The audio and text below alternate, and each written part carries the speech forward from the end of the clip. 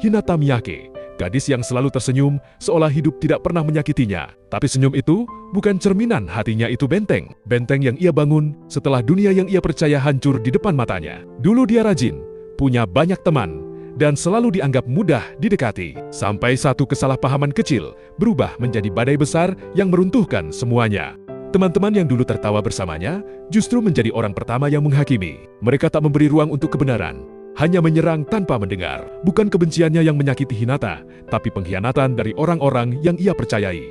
Dari situlah hatinya retak. Hinata memilih keluar sekolah, bukan karena lemah, tapi karena menolak tinggal di lingkungan yang penuh luka. Sejak itu, dia menjaga jarak, menghindari hubungan yang terlalu dekat. Tawa dan candanya menjadi tameng, supaya tak ada yang melihat rapuhnya. Orang lain hanya melihat sisi luarnya.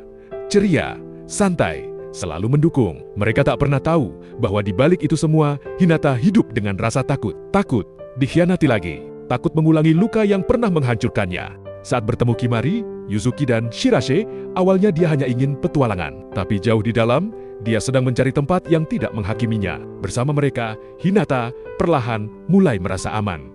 Tapi masa lalunya kembali mengejar. Teman lamanya menghubungi Yuzuki diam-diam untuk meminta maaf. Namun langkah itu justru membuka luka lama yang selama ini ia simpan sendiri. Hinata kembali merasa terlempar ke masa lalu.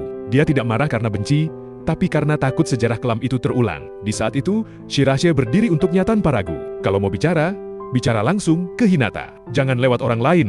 Kalimat sederhana itu bagi Hinata adalah perlindungan. Bukti bahwa ada seseorang yang menganggap perasaannya penting dan pantas diperjuangkan.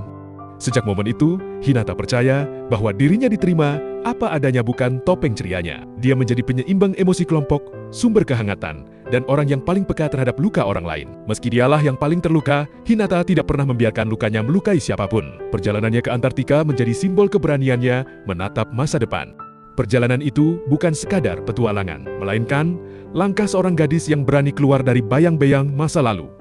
Hinata membuktikan bahwa dia layak bahagia dan layak dipercaya. Dia bukan kuat karena tak pernah jatuh, tapi karena meski hatinya rapuh, dia tetap berani tersenyum dan tetap berani percaya. Di sanalah kekuatan sejatinya tumbuh perlahan, namun nyata.